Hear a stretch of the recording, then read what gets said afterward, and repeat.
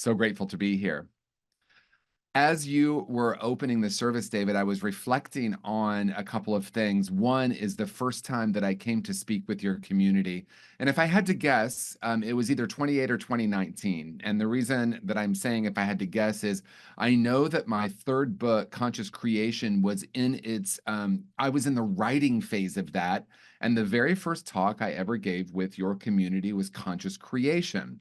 And as I was reflecting on Father's Day and what I wanted to bring, conscious creation came back into my awareness. And I chose a reading that I sent to David that I will read here in a moment from Conscious Creation that is related to the part of my book on making peace with the past. And I want to start by saying, even though, David, I didn't specifically say the talk was going to be related to Father's Day, I do think it's going to be really relevant. Certainly, it is going to be in my own journey with my father, who I had, of course, the honor of speaking with a few hours ago. And as I hung up with him, I was reflecting on how much healing has transpired in our relationship. And I had this wave of gratitude for my own willingness to make peace with the relationship that somehow in my life had been a thought in my mind that just didn't go well. And the reason I start with that as a framework is for the humans that I have met, or most of the humans I have met, I would guess, let's say 100% of them, we have multiple layers of relationships with our parents. I've never met anyone who has a one-dimensional relationship with their parents if we're willing to actually reflect and look at the different layers of a relationship. And for me, I grew up feeling that my father was not available for me and feeling like he wasn't very active in my life. And then in my teenage years, we had this opportunity to come together when my parents separated. We had an opportunity to come together and develop a much deeper relationship. And then we had a falling out when I was 16, and that left a really big hole in my soul, I guess, and in my spirit and in my mind, and certainly in my emotional center. And it was many years before I healed or reconciled that relationship. And during that time, um, I became active in an addiction, and then I got sober, and I discovered unity in 1988. And a big part of my journey of spirituality was a journey toward forgiveness. Now, I want to preface this by saying, as I evolved in my own level of consciousness, I came to understand that it actually wasn't about forgiveness, at least not in the way that I had framed it in my mind. And so what I want to say is, and there are a couple of different people who are attributed to saying this. I know I've heard Michael Beckwith say this, and I know I've heard Temple Hayes say this. Both of them are my friends, and I don't know who said it first, but I love it regardless. If you are over 30, you no longer get to blame your parents. And I absolutely love that. And I'll tell you why I love that. It gives me permission, looking back, to realize that in my 20s, I was blaming them. I wasn't aware that I was blaming them, but I was holding on to the stories of my past so tightly that I was blaming my childhood for everything that was happening in my life. And as I grew in conscious awareness, I came to understand that there was a very subtle and yet very powerful difference between accountability and blame, and that blame was actually a very low frequency. And this is true for me, and it might not be true for you, but when I am in the frequency of blame, I am in the frequency of being a victim. And that went on for me because I'm going to be honest with all of you today. And that sort of implies that somehow I'm not other times. So that's an interesting thing to say.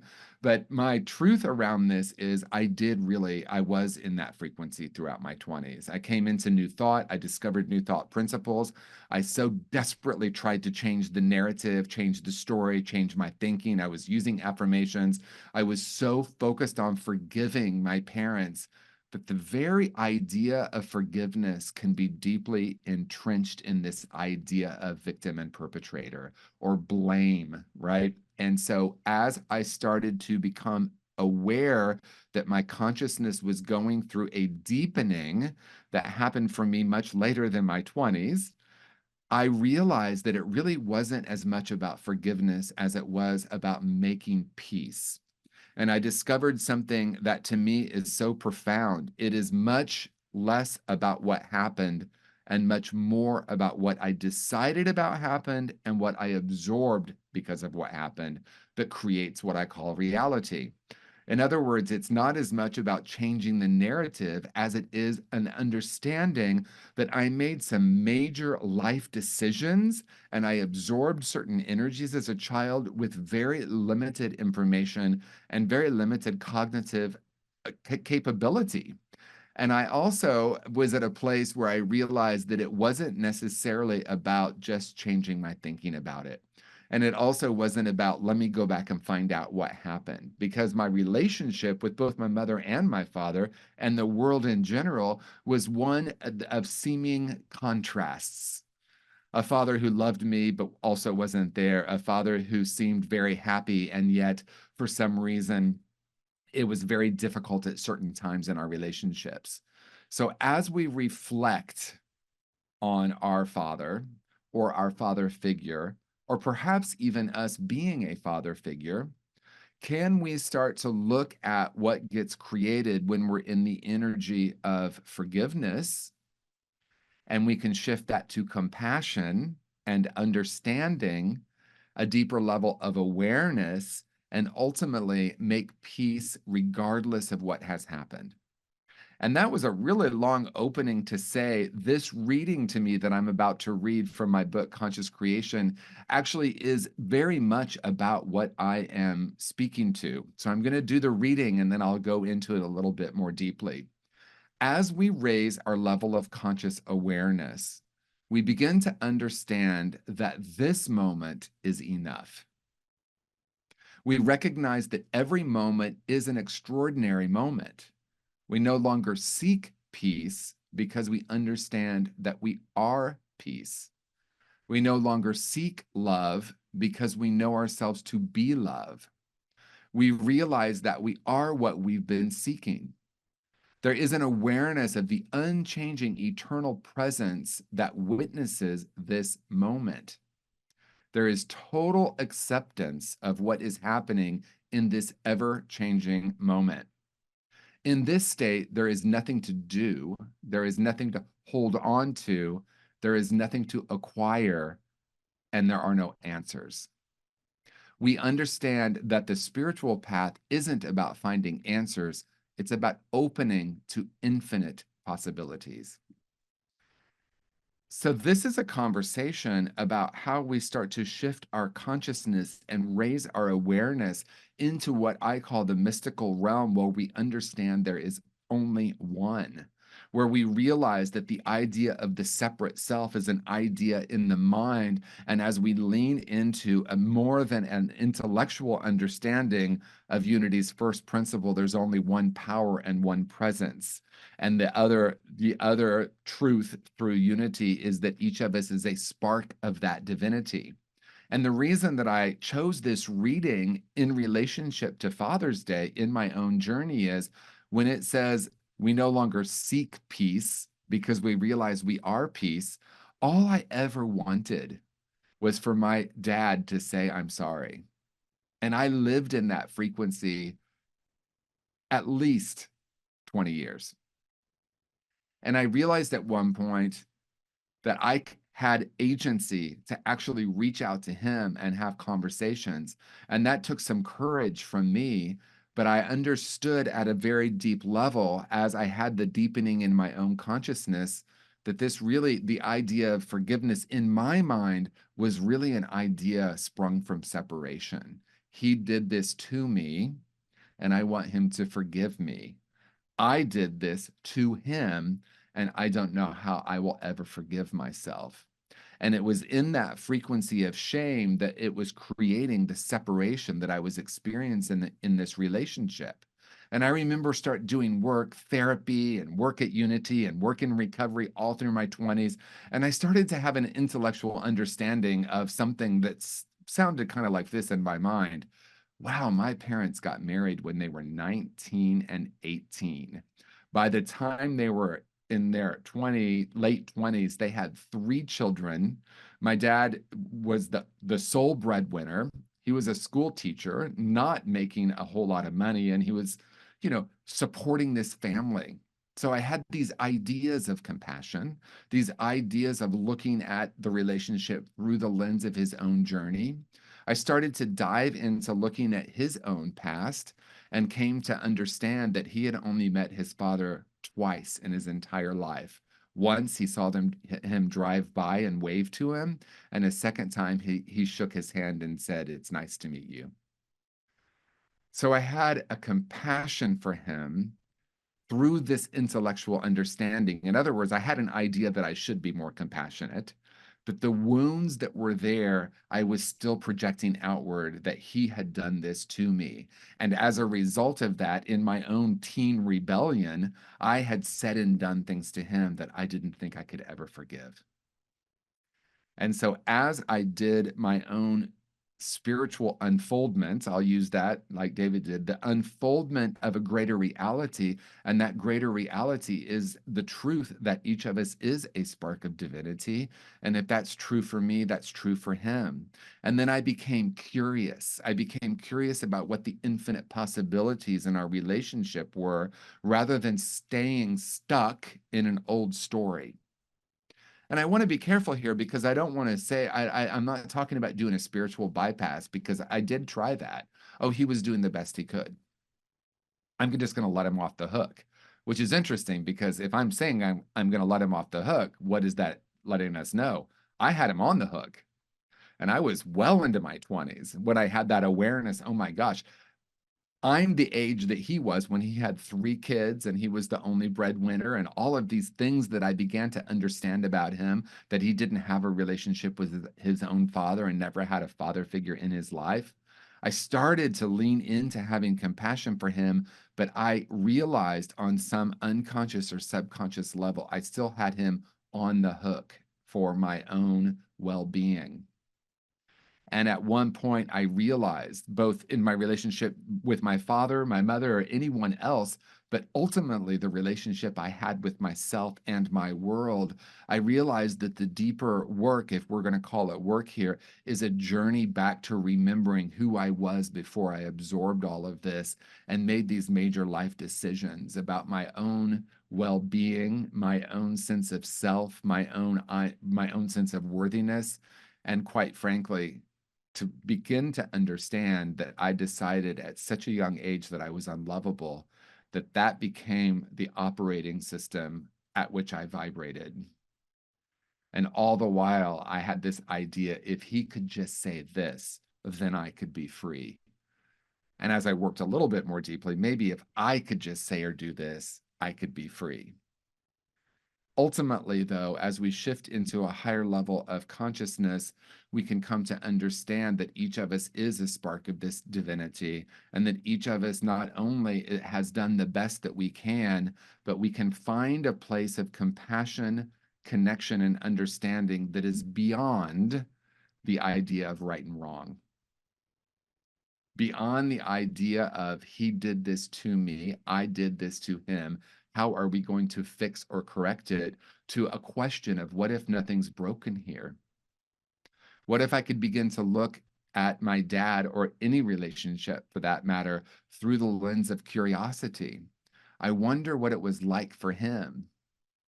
So, about a year ago, I had an opportunity to go on a family cruise with him and his wife, and my sister, and a lot of family members, and I had an opportunity to really sit with him and just realize how much healing had happened. But through that healing, and the healing I'm referring to really is me making peace with the past, making peace with the stories that I had been carrying around that may or may not even be true. And I know I say this sometimes, and I do mean to be provocative, but we can change the past. And let me tell you what I mean by that. And I know I've said it here with this community because I like to say that because my hope is people say, "What are you talking about? We can't change the past. It happened." So I'm not saying let's pretend like the past didn't happen. What I am saying, though, is the only past that really exists is the past that I'm still carrying around in my mind. It's a memory. But even deeper than that, it's a vibration, it's a frequency, a moment that I made the decision that I was less than infinite, a moment that I decided I was broken or damaged or small, a moment that I decided that the world is difficult and that I must struggle to succeed. All these big decisions that I made, we can start to question those and start to ask, what if I went back and cared for my younger self? What if I begin to care for myself the way that I believed someone else could have or should have, and begin to allow that younger self to feel what wasn't felt before? And as I hold myself in that place of tenderness, I begin to discover that it's less about what happened and more about how I can hold the experience of what happened in real time. Because what does stay alive within us is the memory. And when I say memory, because it's not just a thought, it's a visceral experience. It's something that gets locked in our body. How many times have we been having a deep tissue massage and suddenly a wave of emotion comes up? So we know, like Bessel van der Kolk in his book, The Body Keeps the Score, tells us, as many of us have been saying, that it's in there, it's trapped in there some way. And we now, as spiritual beings, and we now, as the spiritual maturity that it takes, or as Michael Beckwith says, blisscipline, to have the discipline to do this unlearning and questioning and returning to this place of wholeness, we start to unravel these stories that we've been carrying around, sometimes for decades. Some of them happened, some of them might not have even happened. But the most important part about it is I, with very limited information, made major life decisions about an event that may or may not have happened in the way I believe it did. And so when I go back and hold myself tenderly and do that healing work, and the healing work for me is actually, as I said, allowing myself to feel. And I think about my dad and I think about his generation. He was born in the early 1940s, and what men were taught about emotions, and what men were taught about strength, and what men were taught about what it meant to be a good dad. And I have found layer upon layer upon layer of compassion and understanding. And then I can move into curiosity. And when we went on this cruise together, I got to ask him questions that I hadn't ever asked. And it was very healing in that he confirmed things for me that I had always felt but we had never talked about. And he shared with me that, in his generation, you just didn't talk about this stuff. You just moved on. You moved forward. Just keep moving forward. Don't worry about the past.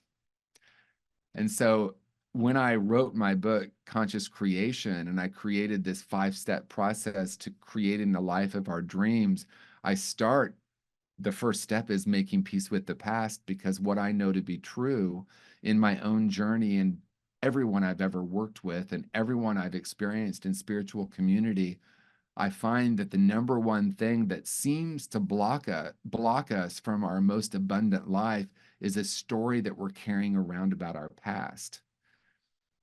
Not having peace with what's happened in our life is what continues to have us unconsciously replicate these situations over and over and over again. And the healing always is an inside job. And that's the greatest freedom that we'll ever experience, is to understand I am accountable for my own journey. I am accountable for my own healing, and I am accountable to make peace with and reconnect with a greater reality that is beyond the ideas of good, bad, right, wrong, and separation. So in closing, what I want to invite is I want for just a moment for you to hold in your heart and in your mind whoever your father figure is. And I know David's going to be doing something after the talk with this, but just for one moment, I want you to tap into that energy, whether they're still here on the planet or they've moved on. Whether there might be someone who doesn't have a relationship with their father. There might be someone here who feels a very deep love for their father, and there was a loss at some point. So whatever story, whatever situation surrounds this relationship, for just one moment, I want you to hold him in your heart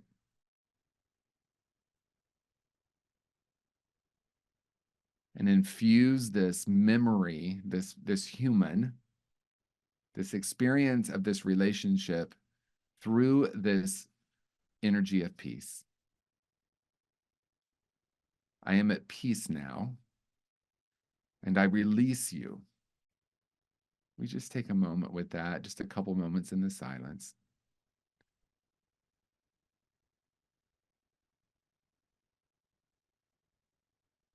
Because ultimately, we get to choose peace. We get to choose happiness. We get to choose connection. We get to choose forgiveness. And the invitation is, or the question is, are you ready, if you haven't fully chosen that, in this moment to say yes? As always, I'm so grateful to be with this community, so grateful to share in this field of consciousness. And so it is. I'm so grateful. Thank you. I invite you to just take a deep, cleansing breath. Just being aware of your body with each breath. And as the song says, my soul is welcome here. Just feeling that this is exactly where I'm supposed to be. Nowhere else. Just exactly perfect in this moment. There's a message that's meant just for you today. Whether it be in the music or the message or the prayer or the reading, or just in something that you notice today as you're in this spiritual practice called Unity San Jose. So let's breathe deeply into that as we start with gratitude. Just gratitude for all that is.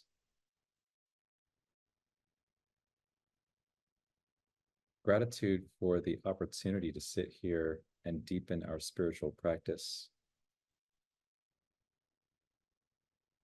What a privilege that is.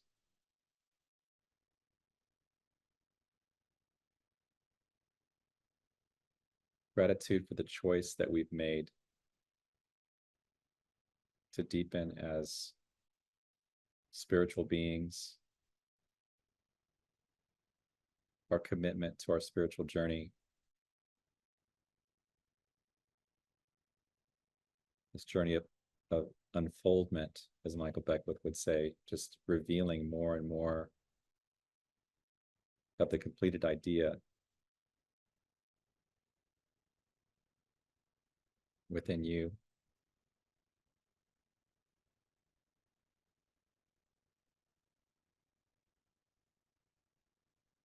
So I'd like you to think of perhaps your body as the trunk of a great tree. It could be a tall redwood tree, it could be anything, but just the sturdiness, the life, the wisdom in trees like this that are thousands of years old, some of them.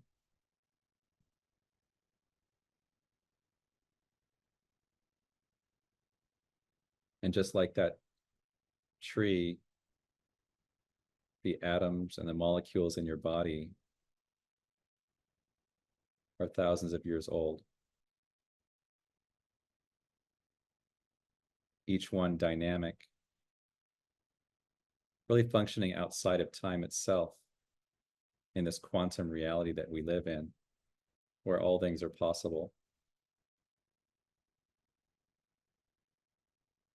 But represented here right now is this sturdy, strong, tall tree that is in a symbiotic way giving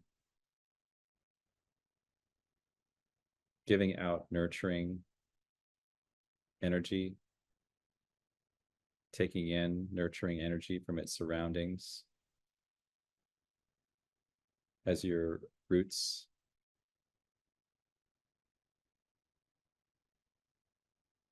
are planted firmly in the soil.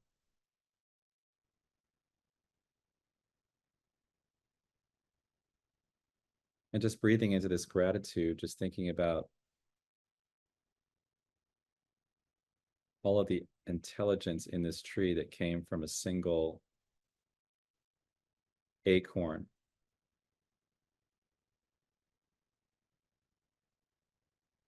All the wisdom in you.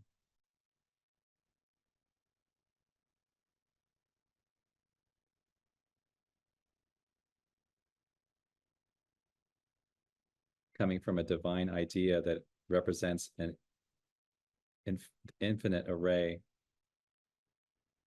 of possibilities, an infinite array of potential.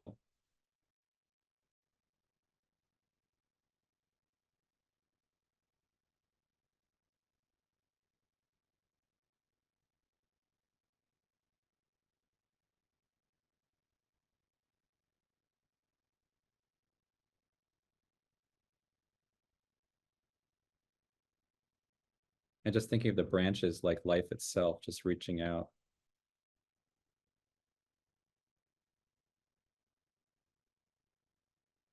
That this tree may support so many life forms around it, giving shade and shelter and nutrients to the life forms around it, being in total symbiosis, in total harmonic relationship, in total harmony with all the life around it.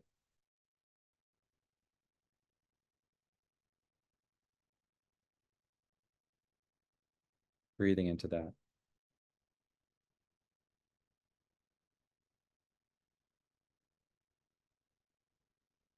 So just as the tree has total harmony with all life and a harmonic resonance, so do you.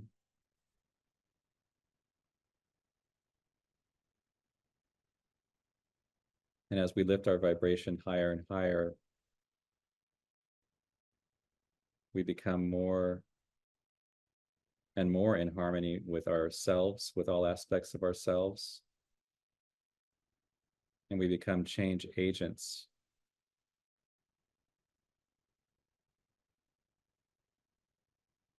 Beneficial beings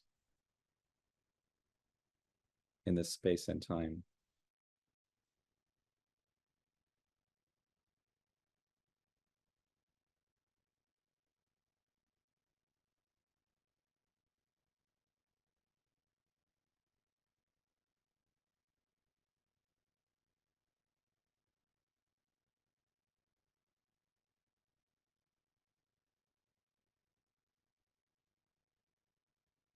So just giving great gratitude. Let's just come slowly into this space, into this room.